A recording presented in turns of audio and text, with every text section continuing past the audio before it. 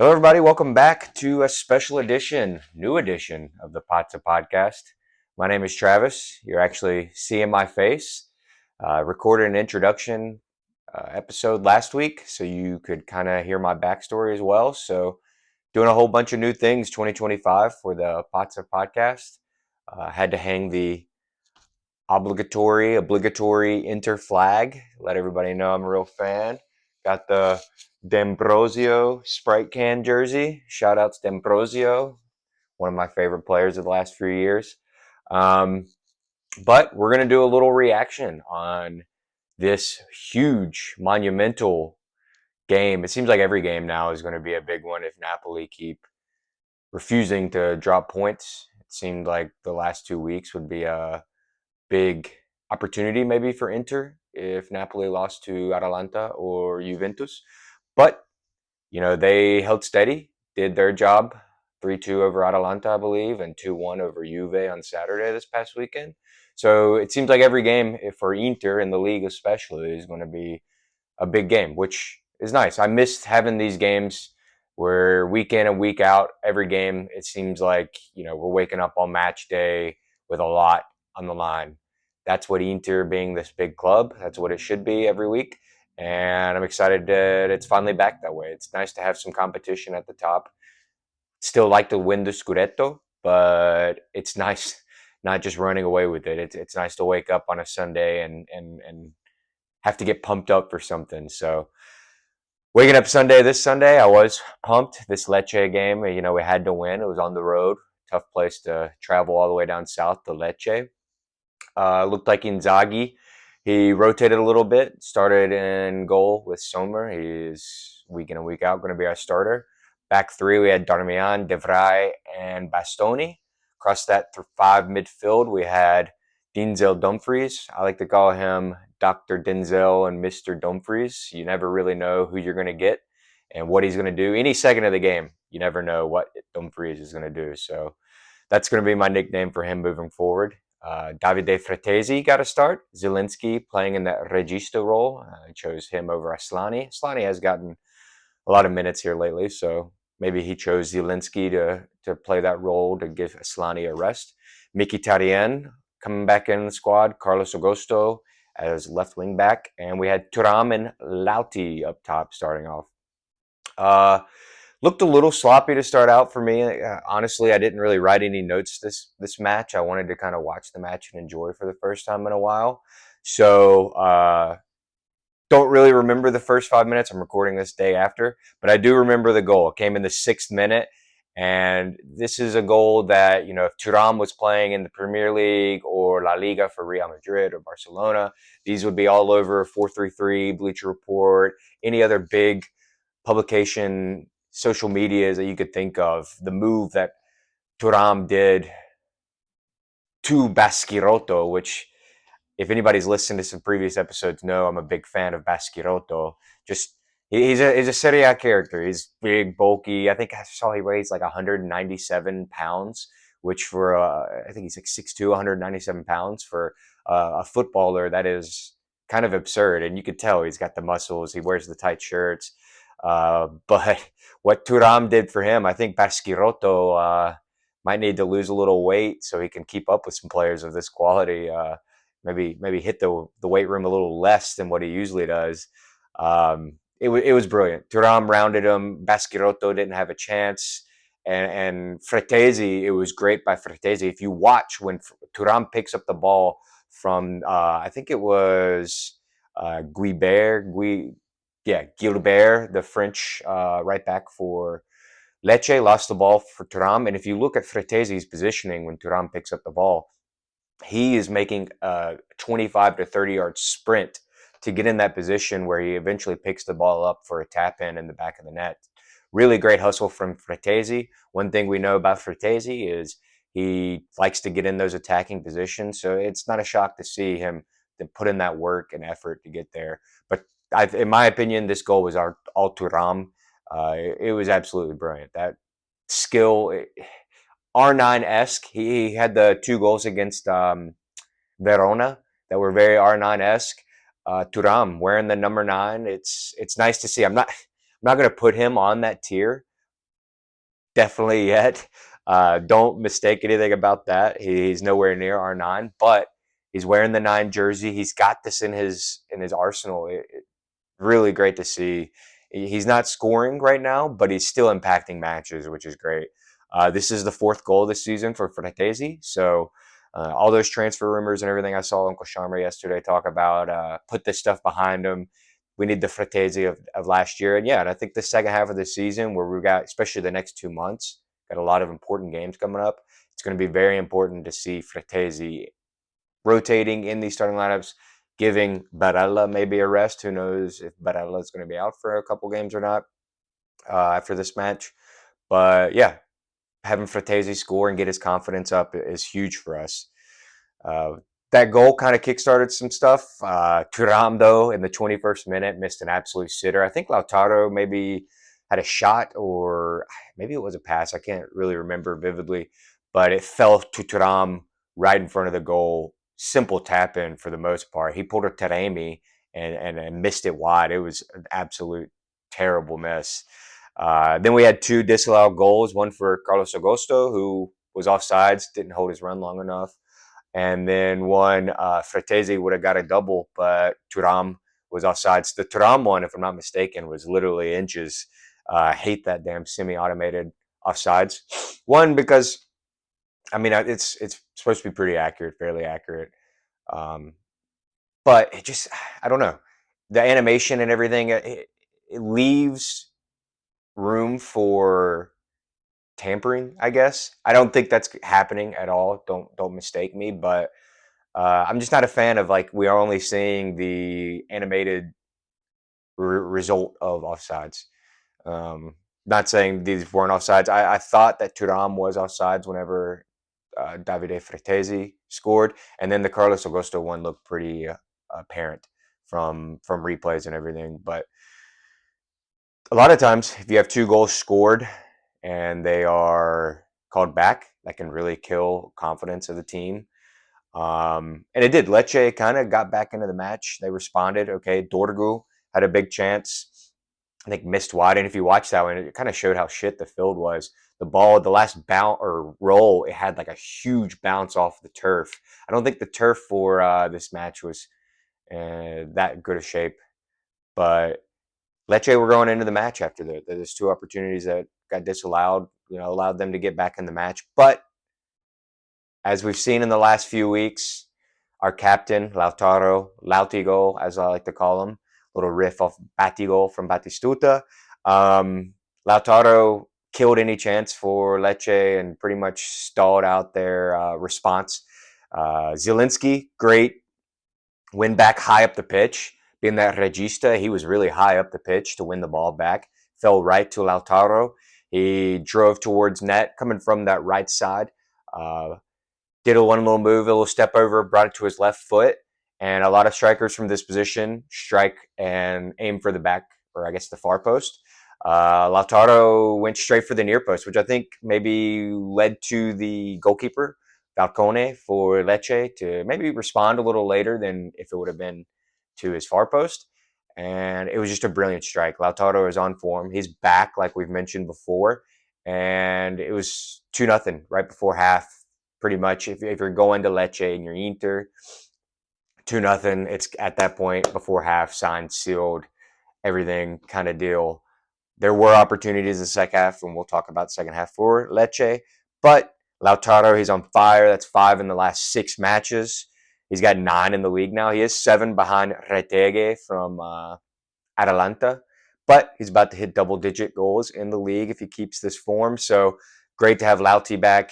Him striking and scoring these opportunities instead of missing the easy ones like he was for a little while. And then having Thuram play this setup player. He's scoring as well. I mean, like the tap in, he could have scored as well. Our forwards are coming to their own, and it's perfect time going into a tough February for our forwards to finally be striking on all cylinders together. Some notes I did remember to put down for the first half. Still didn't think we were playing 100% up to our ability, but sometimes it's hard to get motivated going away against Lecce, a team that's a bottom feeder in the league right now. we can't celebrate like Milan do whenever they beat a relegation battling team.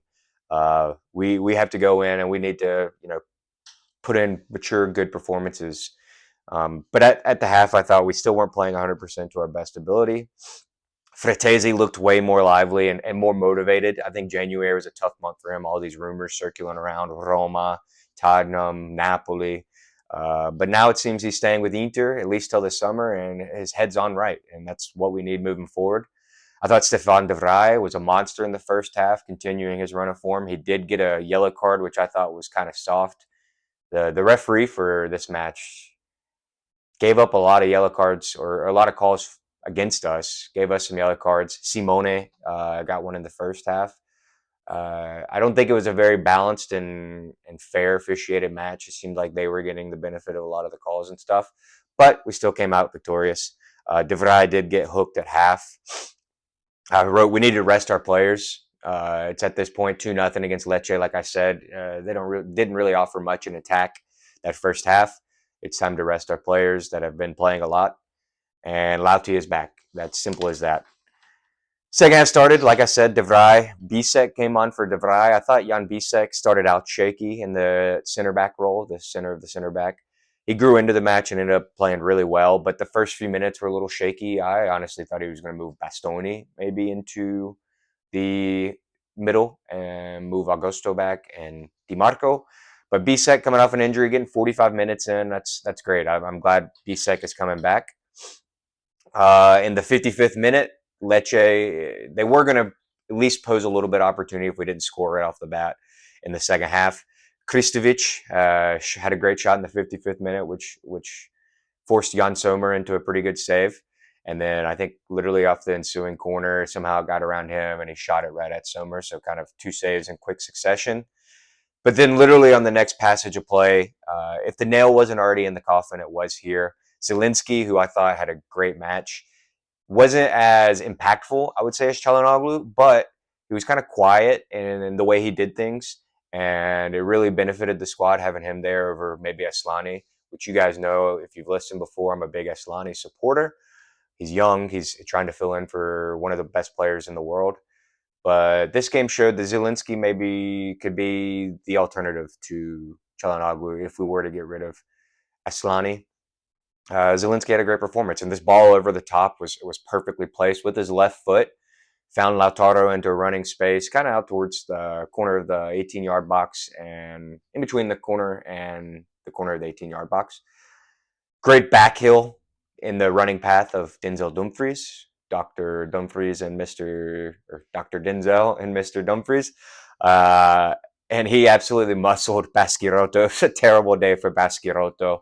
I love Baschirotto, but I mean, I love him even more. He's the reason we got 2 goals this game. But I hate to see someone like him, who seems like a genuinely nice guy and works hard and tries his best to get played around like this, like he did today. But Denzel Dumfries, who's probably 20 pounds lighter than Baschirotto, held him off way stronger. And what a great shot and finish with the left foot by Dumfries. He's on form. I didn't look to see how many goals he scored. It feels like it's been. I know he had 2 against Atalanta. I want to say he had 1 against Bologna. 1 more recently. He had a goal called off in the last game. It's got to be 4 or 5 in the last 5 or 6 matches. Dumfries is really on form.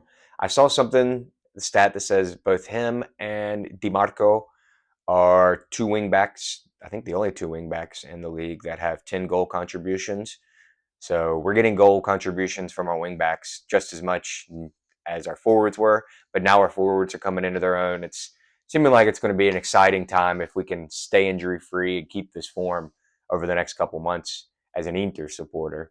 But yeah, that was 3-0. Like I said, if the nail wasn't in the coffin, it was there.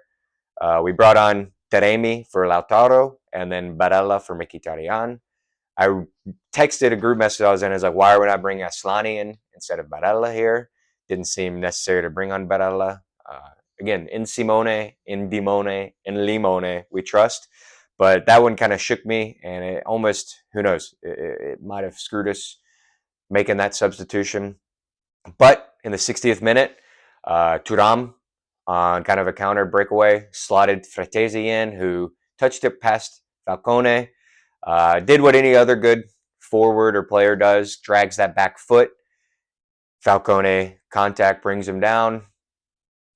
Referee points to the spot, and they let Taremi have it. I thought Thuram maybe would get it, keep him in the Capocannoniere race, but they wanted to give it to Taremi. That's just kind of the heart and spirit of how this Inter team is. They're all for each other. Taremi slots it away from the spot, gets his first goal in Serie A, third goal in the season, 2 penalties, one from open play. Hopefully, I've been a big critical. That's a word. Been very critical of Taremi in the past couple weeks. I don't think he's good enough to at least be the first backup for Inter. But who knows if this goal maybe opens up confidence for him and he starts firing on all cylinders for Serie A and the Champions League, it could be a good thing for Inter. I'm not gonna. I will be the first to admit I was wrong if he really finds form. It's not something I want to see is Taremi not succeeding. I want him to get goals, but we'll have to see. Have to see how the rest of the game or season goes. That fourth goal, it definitely kind of ended the match. It was a little stale after that, kind of boring. Sommer did have a big save in the 74th minute off of Rahmadani shot. From the initial showing, it looked like a great save. And eventually, I think Sommer maybe over dramatic dove for it. It looked like it wasn't too far away from him. Tejan Buchanan got about 10-15 minute run in. Didn't really impress much, show me anything. And then Aslani came in for Fratessi. One worrying thing is Barella looked to pick up a knock. He ended up coming back in. At first, it looked really bad. I mean, people were all crowded around him, huddled around him. He was on the ground pretty bad for a while. But I think it was just maybe a really bad bruise. It was a very tough tackle. Hopefully, Barella, I haven't seen much about what the injury status on him is. But hopefully he comes back soon. We're going to need him, especially moving forward. My man of the match, though, for the match, I think Fratesi definitely was man of the match. He drew the penalty, scored a goal, was very active. I don't think Zielinski's far behind him. I think Zielinski had a very big game, very impressive. Dumfries played great. Lautaro, Thuram played great. De Vrij in the first half was huge. Bastoni was solid. Nobody really looked out of sorts from the starters. Some other notes, Lauti and Thuram. It's good to have them back firing on all cylinders. And then since the Supercoppa for Inter, we've had 5 games, 4 wins, 1 draw. The one draw was the 2-2 against Bologna. Kind of disappointing there. We've had 11 goals for in that run, 3 goals against. So our defense, one thing we started off the season worried about has shorn up, and we're looking good. A couple clean sheets thrown in there. Hopefully, Çalhanoğlu reports are he might be in the squad midweek, and he might be back for the Milan derby, which is huge. If not, that's a big cause for concern. Çalhanoğlu is massive. We saw in the Supercoppa when he went out how that really affected us against Milan. I would love to have him back there. If not, it's looking like maybe I'd prefer Zielinski in that regista role or Aslani. Hopefully Acerbi is back. You hear conflicting news reports about him. He was in training a couple weeks ago, and now he's not. Who knows what's with Acerbi? But kind of wrap this whole thing up. I think it was a good performance by Inter. It wasn't the best, but it was a mature performance. It's another Simone Inzaghi 4-0 win. I think it's like every 8 or 9 games, somehow we put 4 goals by the opposition under Inzaghi. So we were due up for one of those, and it's crazy. I think it is every 9th game we score 4+ goals under Inzaghi. So impressive all around. Anytime you can score multiple goals, let alone 4, is always great. We've got a big February coming up, though, people. We play Monaco on Wednesday. That's the last game in January. Looks like we'll just need a tie. I think we'll be able to get through in the top 8 if we lose as well, but a tie, a draw, will definitely secure us that top 8 position, if I'm not mistaken. But we have 6 games potentially in February. Milan, it's an away match technically, but it's in Milan at the San Siro. That's the first game. On the 2nd, we're home against Fiorentina. Then away at Juve, home against Genoa on the 23rd. We finish up against Lazio in the Coppa Italia at the end of February. And then reports are we might have that resumed match against Fiorentina this month as well. It's looking like it might actually be midweek in between playing Fiorentina at home and then away at Juve. So that's going to be a pretty jam-packed month we have to maybe get that top 8 so we don't play in the playoffs for the Champions League knockout stages.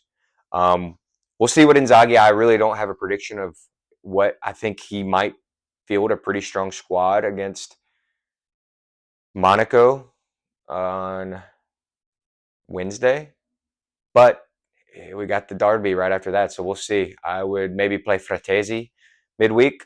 Zelensky, I wouldn't risk Çalhanoğlu. It'd be nice if we could maybe rest Devray, maybe put Bisek in against Monaco in the center back position. DiMarco got a full rest this match. Lautaro came off early.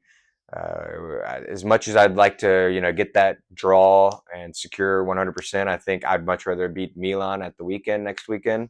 So we'll see. Napoli, our biggest competition. A lot of people are complaining about their workload. Guys, they're not in Europe. They got out of Coppa Italia. That's nobody's fault. They play away against Roma. They play home against Udinese, away at Lazio, and away at Como. So maybe some tricky there going on the road in Rome twice to Roma and Lazio in February. Roma, I think, haven't lost in 6 last league matches. Maybe 1 draw and 5 wins in between there. Maybe it's 4 wins, 2 draws. So Roma's a team on form that could maybe give some trouble to Napoli. Lazio, they can put goals up by. February is a big month. Hopefully we get maximum points and really kind of separate ourselves from Napoli, and that way we can have an easier March. Napoli have a pretty difficult March. They play us, and I want to say they play maybe Milan in March as well. It's either Milan or Juve. No, it's not Juve. They just play, so it's going to be Milan. So yeah, their March is pretty tough. Who knows if we come out of February level on points? We have that game in against them starting March. Beat them. They slip up against Milan. Could be a pretty nice April for sure. So, guys, first one, this is kind of a step out of my comfort zone doing a video recording of this. It's been nice kind of not having to show my face and hiding behind a black and gray screen. But I really appreciate all the support, guys. It's been nice. It's something I just enjoy doing. Also, if anybody wants a sticker, I'm not going to charge anybody, but I do have some of my own stickers out there. So if you're interested and want a sticker to support the pod or hand out to somebody, let me know. I'll send it through mail. They're not big, and I can just mail them right to you. I would love to see some Pots of Podcast stickers all around the globe. That'd be awesome. Appreciate all the support. Like I said, guys, any recommendations, just let me know. And as always, Forza Inter.